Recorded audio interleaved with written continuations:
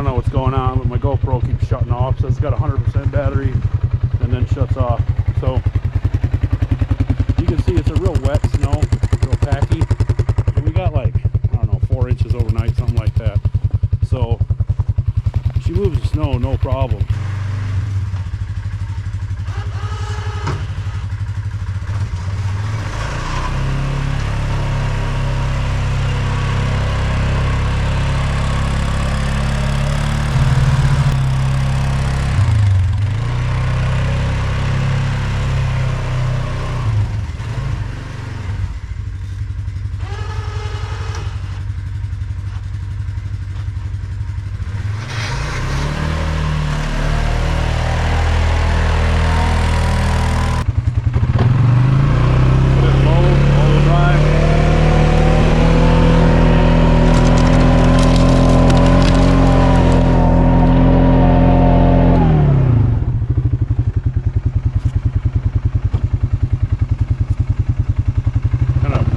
Bit like that, and I lift it up.